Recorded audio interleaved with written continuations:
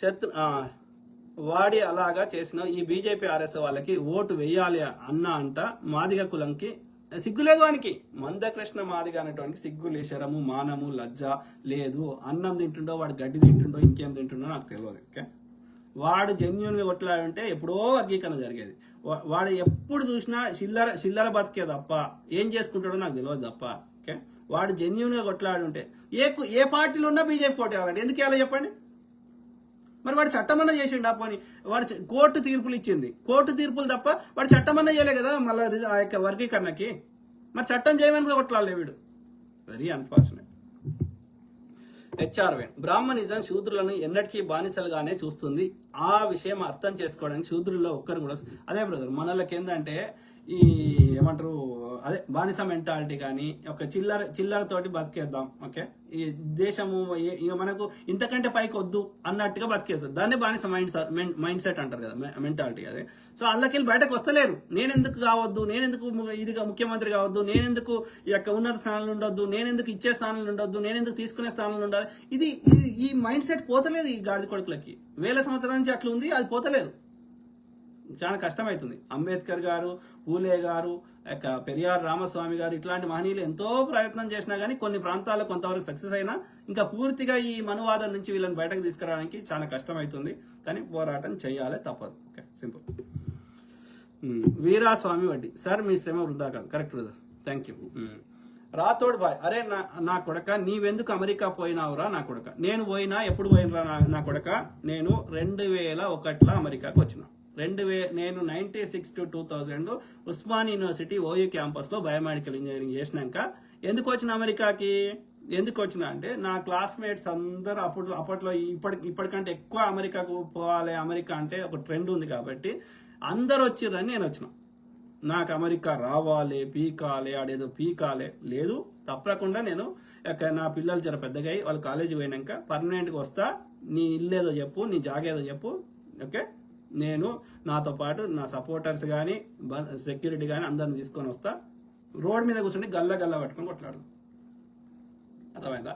3-4 ఏళ్ళు అయితే నా పిల్లలు జర పెద్దగా అవుతారు, కాలేజీకి పోతారు. తర్వాత నాకు బరువు బాధ్యతలు జర తగ్గుతాయి. తర్వాత పర్మనెంట్గా వస్తా. 7కి రమ్మంటే ఆడికి వస్తా. ఎంత కొట్లాడదామంటే అట్లా కొట్లాడు. ఎవడరా రానన్నది? మా అమ్మ నాయన అన్నే ఉన్నారు, నా చెల్లె అన్నే ఉంది. ఓకే, నా చుట్టాలు అన్నే ఉన్నారు, నా అన్నదమ్ములు అక్కజల్లల కోసం నాకు భారతీయ పౌరసత్వం ఉంది. నేను కావాలని రాలేదు. ఆ యొక్క కాలేజ్ అయిపోయాక 21-22 ఏళ్ళ వయసులో ఏం తెలుస్తుందిరా? అందరు దోస్తులు పోయిన నేను వచ్చినాక అంతే. ఏం తెలుస్తుంది ఆ ఏజ్లో? వస్తాం, బరాబర్ వస్తాం. ఎందుకురా? చెప్పినా కదరా అమెరికాకి ఎందుకు పోయినా చెప్పినా కదా. అట్లా అనుకుంటే అమెరికా అనుకుంటే మరి ఇప్పుడు నేను 10 ఏళ్ల నుంచి నాకు ముచ్చడి చెప్పాల్సిన అవసరం. నా లెక్క అమెరికాకి చాలా మంది వచ్చారు కదా, వాళ్ళ లెక్క నేను కూడా నోరు మూసుకొని ఉండేటోని కదా, వాళ్ళ లెక్క అమెరికా పౌరసత్వం తీసుకునేటోని కదా. అట్లా కాదు కదా. వీరాస్వామి వడ్డీ పరమ పూజ్య డాక్టర్ అంబేద్కర్ ఆశీస్సులు మీకు ఎప్పుడు ఉంటాయి సార్. Thank you brother. ఎవరు? రాజేష్ మామిడిపల్లి ఏమంటారు బ్రదర్? ఆఖరికి అమెరికా వాళ్ళు కూడా కనిపెట్టి చెప్పారు భారతదేశంలో బ్రాహ్మణులు బాగుపడుతున్నారు అని. మొన్న అమెరికా సెక్రటరీ చెప్పాడు. దేశం పేరు చెప్పుకొని బ్రాహ్మణులు దోచుకుంటున్నారు అని అయినా కూడా అర్థం కావట్లేదు శూద్రులకి. అమెరికా ఏదో భారతదేశ అన్ని చేయడానికి ప్రయత్నిస్తుంది అన్నట్టుగా సృష్టించింది. అమెరికా ఇక వాళ్ళు ఎందుకు చేస్తున్నారు, వాళ్ళ జియో పాలిటిక్స్ ఏంది, లేకపోతే అక్కడ ఏమున్నాయి అనేది అది వేరే ముచ్చట. కానీ ఏది ఏమైనా అమెరికా ఒక దేశము, వాళ్ళ ఇంటర్నల్ వాళ్ళ సమస్యలు వాళ్ళకు ఉన్నాయి. కానీ ఇండియాలో మాత్రం ఈ బ్రాహ్మణులు మనువాదం పెంచి పోషిస్తున్న గాడిద కొడుకున్నారు. దాని మీద నిరంతరం పోరాటం చేయాల్సిన అవసరం ఉంది. సో ఏమంటున్నారు సునీల్ ఋషి అన్నగారు, ఈ రాథోడ్ గారు కేసీఆర్ గాని చెంచాగాడు అన్న, నిజమైన లంబాడీలు వీళ్ళు కాదు అన్న. నిజమైన లంబాడీలు మన ఆదిలాబాద్ వాసులు, నిజమైన లంబాడీలు మన ప్రవాస గోండులు. ఈ లుచ్చాగాళ్ళు మన వాళ్ళు కాదు. వీళ్ళు ఆ మార్వాడి డిఎన్ఏతో ఉన్న వాళ్ళే అన్న. మార్వాడి గాళ్ళు ఇప్పుడున్న లంబాడీ వాళ్ళు ఒకటే డిఎన్ఏ అన్న. Correct brother.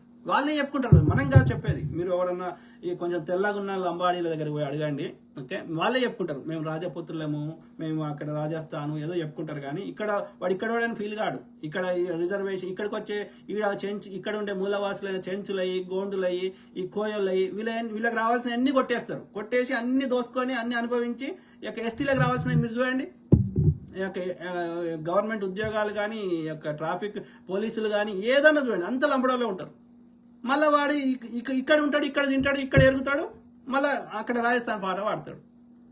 ఆడికే ఓ ఆన్నే తినుకో, ఆన్నే ఎరుక్కో, ఆన్నే ఏమంటారు ఆ పాటనే వాడు. ఈడ ఉండి ఆడ ఎందుకు పాట పాడుతున్నావు? వాడు అమెరికాకి వచ్చింది అందుకు అంటున్నావు. అమెరికాకి వచ్చిండ్రా కరెక్టే, కానీ నాకేం అడుగుతలేను కదా. అమెరికా ప్రభుత్వాన్ని అడుగుతలేను, ఇండియా ప్రభుత్వాన్ని అడుగుతలేను కదా. నాకు ఉద్యోగం అడుగుతలేను, నాకు ఎలాంటి స్పెషల్ ఫేవర్స్ అడుగుతలేను కదా ఎక్కడి నుంచి. నేను అక్కడ భారత ప్రజలు కట్టిన, తెలంగాణ ప్రజలు కట్టిన ట్యాక్స్ డబ్బులు తెలంగాణ ప్రజలకు ఖర్చు పెట్టమని వాళ్ళ తరఫున వాయిస్ ఇస్తున్నా. నాకున్న విశ్లేషణ కానీ, నాకున్న చదువు కానీ, నాకున్న తెలివితేటలు కానీ, నా వాయిస్ కానీ, నా గొంతు కానీ వాళ్ళ తరఫున మద్దతుగా మాట్లాడుతున్నా తప్ప అందులో ఇక్కడ అమెరికా ప్రభుత్వాన్ని కానీ, అక్కడ భారత ప్రభుత్వాన్ని కానీ, నాకు స్పెషల్గా తెలంగాణ ప్రభుత్వాన్ని కానీ నాకు ఏదైనా ఫేవర్ కావాలి, నాకు పదవి కావాలి, నాకు పైసలు కావాలి, నాకు ఇంకోటి కావాలని అడుగుతలేను కదా. సో అది ఎక్కడున్నా చేస్తా, అమెరికానే కాదు, ఆఫ్రికా రేపు పొద్దున ఆఫ్రికాకు పోయినా చేస్తా, భారతదేశంకి వచ్చినా చేస్తా. దాంట్లో నా స్వార్థ ప్రయోజనం ఏం లేదు కదా, ఏడుంటేంది. మీరు అట్లా చేస్తలేరు కదా. మీరు ఇక్కడ తెలంగాణలో వండుకుంటా రాజస్థాన్ పాట పాడతారు కదా, లేకపోతే అక్కడ బీజేపీ పాట పాడతారు కదా, ఉత్తరాది ఆధిపత్యం మా మీద రుద్దే ప్రయత్నం చేస్తారు కదా. మీ జై శ్రీరామ్ని మా మీద రుద్దుతారు కదా. మా ఎల్లమ్మని పోషం జై ఎల్లమ్మ అనవు కదా నువ్వు, రాతోడు జై పోషమ్మ అనవు కదా, మా సకినాలు తినవు కదా, నీ డాడు లడ్డు మాకు తినిపిస్తావు కదా. అర్థమైందా?